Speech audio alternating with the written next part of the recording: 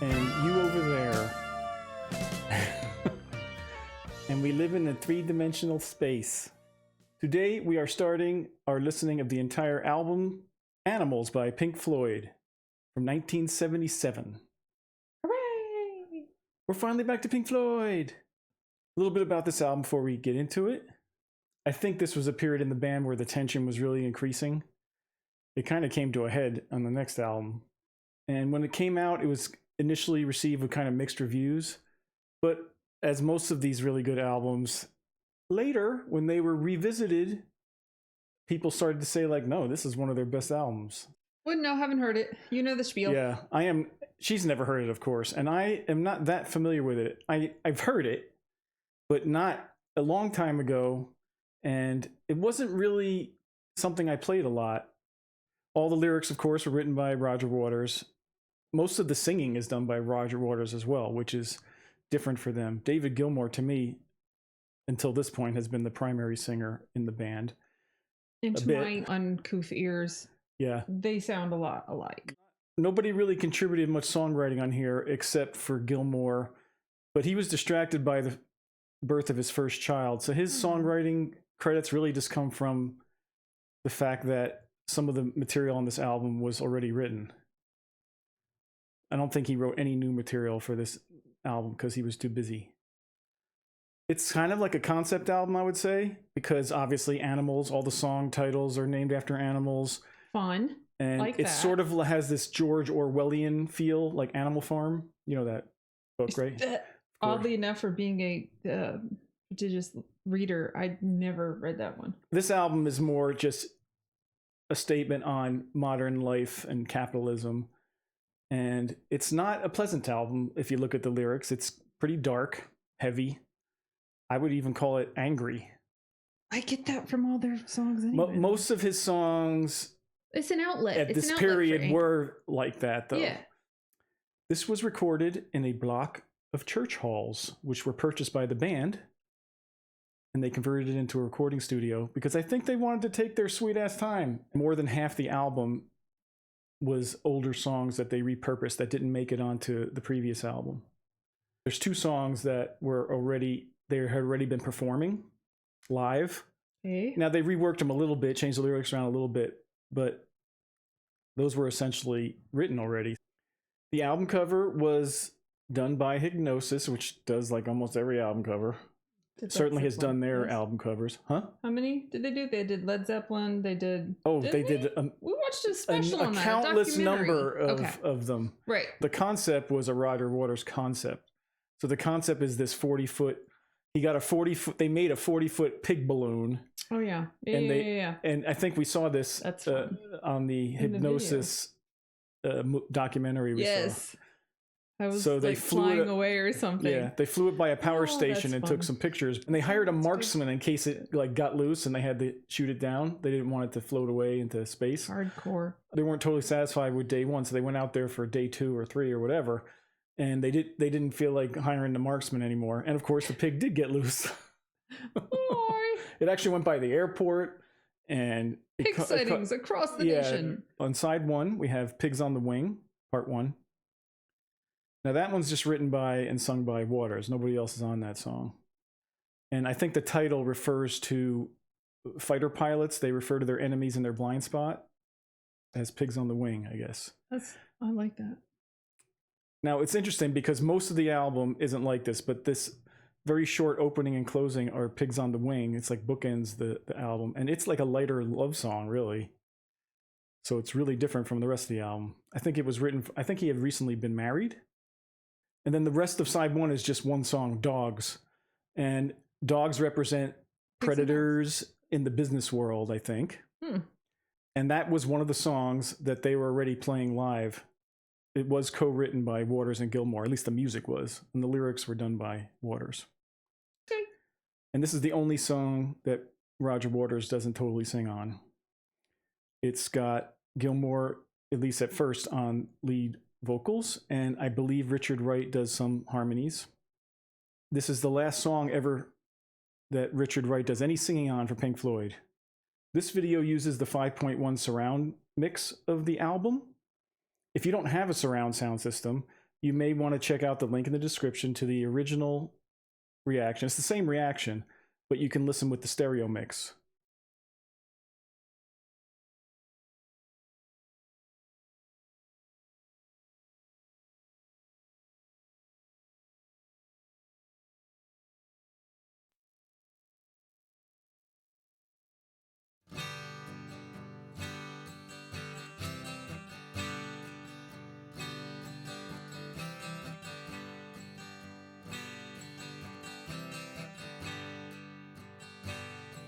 If you didn't care,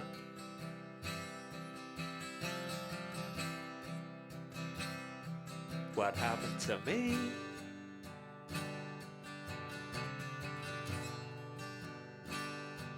And I didn't care.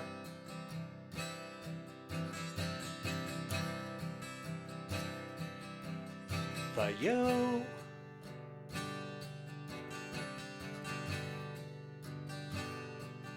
we would zigzag away through the boredom and pain, occasionally glancing up through the rain, wondering which of the buggers to blame.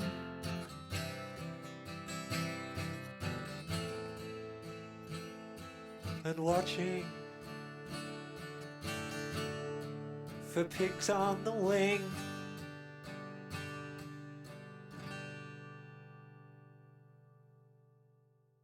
Okay.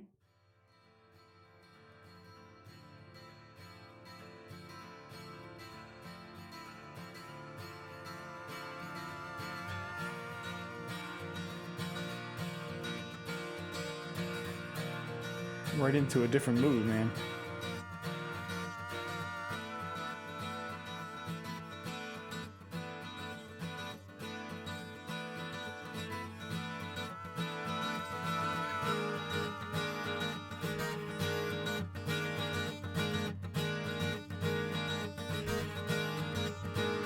You got to be crazy. Okay, Gilmore singing. You gotta have a real need. Gotta sleep on your toes. And when you're on the street, you got to be able to pick out the easy meat with your eyes closed. Then moving in silently downwind and out of sight. You got to strike when the moment is right without thinking.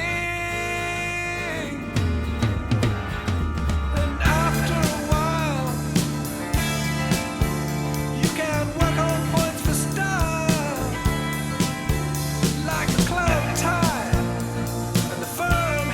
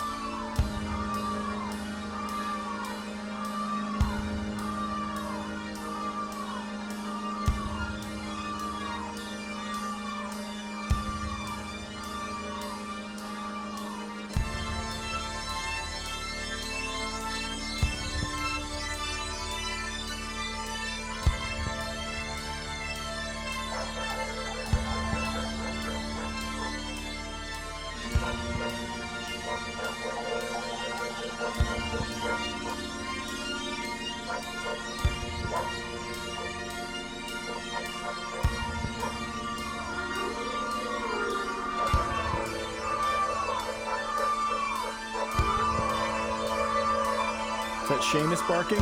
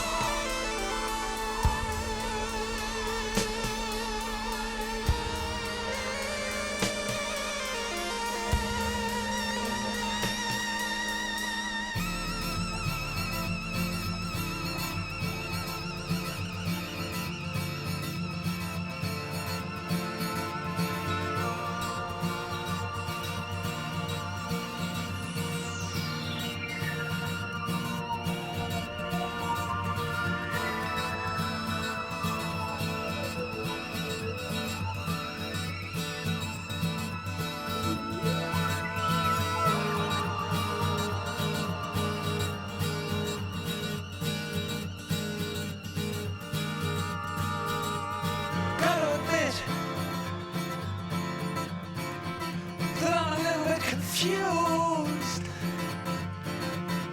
Sometimes it seems to me as if I'm just being used.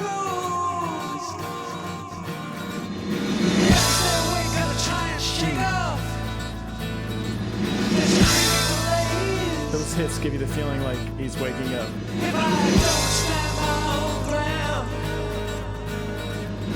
how can I find my way out of this maze? And don't mind, you just keep on pretending that everyone's expendable and no one has a real friend. When it seems to you the thing to do would be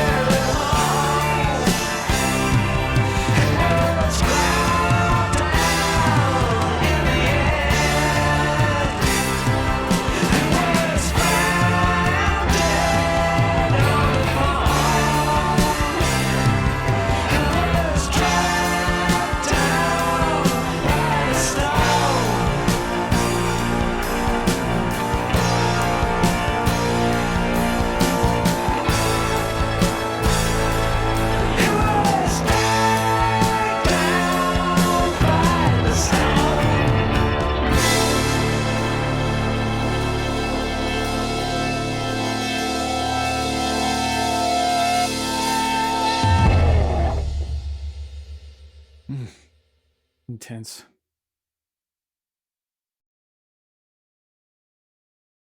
Well, so far, liking it.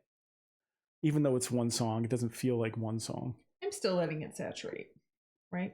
There's some of these things that I hear in it, and they're just outside of my comfort zone. So I'm thinking, like, the things that you pick up later and you start humming subconsciously. But it's just one of those ones that you're like, oh, I think I like it, but you don't know until it starts growing. So that's where I'm at with side one. I love David Gilmour's guitar solos always, so you can never... that never disappoints. I prefer David Gilmour singing, so I kind of miss that he's not going to be singing on the rest of this album, but hey, we'll live. But we could not live without our patrons. Our patrons support us in the best way possible. We love them.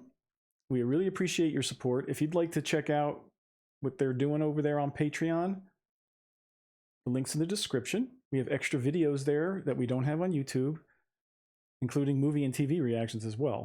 There's a lot there, so go check it out. If you'd like to leave us a tip, you could do so with PayPal or the thanks button in some of our videos. Any donations of $5 or more will get recognized in our next video. And please subscribe. Most of the people that watch these videos are not subscribers, which is the usual YouTube thing, but if you could subscribe, it would really help us out. Helps the channel grow, so we appreciate it. And we appreciate your comments. Any likes and sharing the video, all that kind of stuff is always appreciated. Next one will be side 2, and we'll see you for that. Until then, bye-bye.